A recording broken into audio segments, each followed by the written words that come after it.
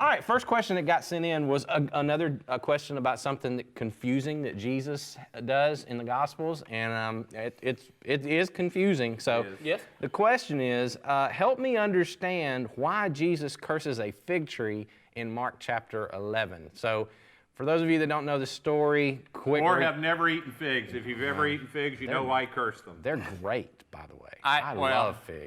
They're all right. I like love fig figs. Newtons. No. I don't like them. No, I like a fig Newton. Fig Newton's like the last cookie you want. Fig Newton's. I mean, like It's not even a cookie. It's yet. not. I don't Fig even know Newton's what like it is. a Pop-Tart light. All right, I'm sorry for getting this. Pop-Tart light? I don't think it's it's a not Pop-Tart. near as good as a Pop-Tart. That's what I'm saying, light. Not as good. It's Pop-Tart diet.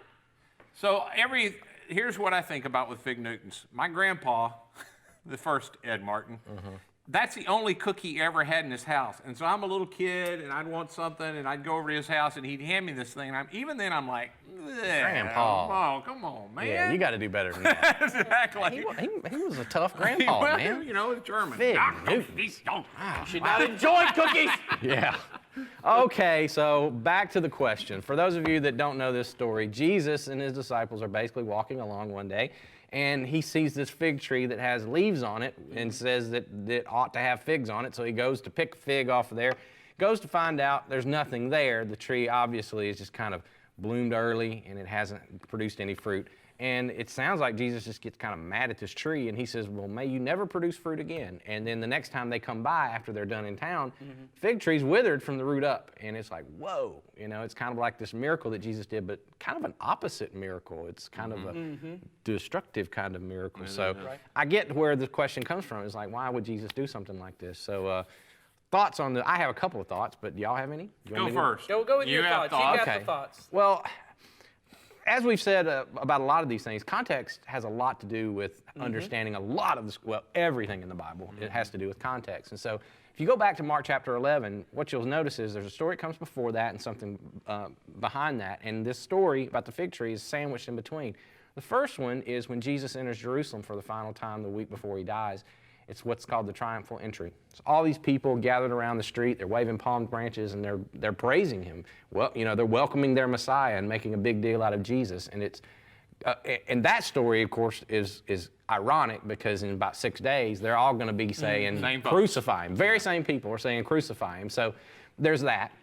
Right after the story, Jesus goes into the temple, once again finds people selling things there, which he did earlier in his ministry, and he once again drives them out and says, this is not the way God intended his house to be used. And so there's a lot of hypocrisy surrounding this story. And so if you think of this fig tree sort of as a metaphor, it's this tree that looks good on the outside, should have fruit produced, and it doesn't. And so Jesus, I believe, makes an example out of this, talking to people who are one way and not the other. That's the best I can make out of it. He's definitely, I think, making a call about hypocrisy. Yeah. I definitely think that's clear. I've heard people say that there's something in the fig that was a national kind of thing for Israel that the fig tree sort of represented. So the disciples would have gotten significance of he's cursing a fig tree being, what's the national, there's no national tree of the United States, is there? There probably is. There but probably is. I don't we know. don't know. I don't know what it is. Be like me cursing a turkey. No, not an eagle. I'm sorry. eagle. I was thinking Benjamin. Turkey should have been our Benjamin Franklin wanted it to be the turkey, but Yes. anyway, eagle. And Yes. everybody would have gotten. I was saying something about the country. I think. Well, and then the temple fits the same thing. You talked Yes. about that in your message. It very Yep. much was their national identity, and so that's a huge part. And that's a part of all that, in this Jesus is Greater series we're kind of getting to, is that Jesus really comes and what he's doing is fulfilling everything that God had been establishing with the nation of Israel, but they didn't get right. And so like you said, often the prophets that came before Jesus used images of trees and vineyards and gardens, and this idea that God's wanting to create something new and that those things would produce fruit and that it would do good for the entire world and all these kind of things. And then obviously you have this tree that's not producing those fruit.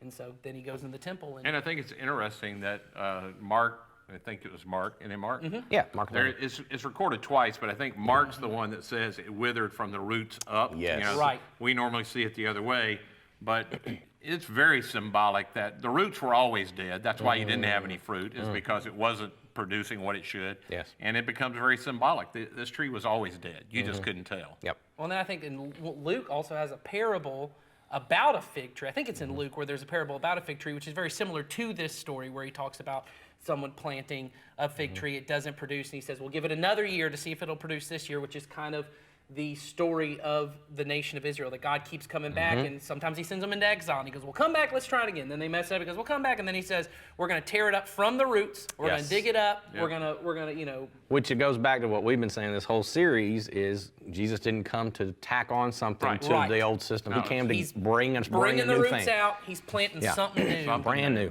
Exactly right. So, all right. That's what we think. Yeah. Yeah. And you can take it or leave it. Yeah, exactly. That's right. That's what we think So we'll about say, that. So there. if there's a company out there, there's like a Fig of the Month my company. goodness. They'd like to sponsor this podcast. Jason really likes figs, and he likes Fig Newton. I like them That's straight right. off the tree. I would like Nutter Butter. You know, speaking of fig, They're not going to sponsor this podcast. no, they're not. My grandmother, and to this day, my grandmother has a fig tree in her yard, and when they just come out, if you just pick them right off the tree, they When- are really good. When I have eaten them that way, because we had one right outside my bedroom window, big fig Yes. tree, and if you can get them right when they're ripe, before the birds get them, Before the because birds get 'em. get That's right. They're really they're tasty. I don't like fig preserves; they're a little nasty looking to me. They are nasty looking, but they taste good, Ed. Yeah, I know. I like Fig Newtons right off the shelf. Oh my gosh. Go right to the pantry, you open it up. Give me a cookie. Okay. and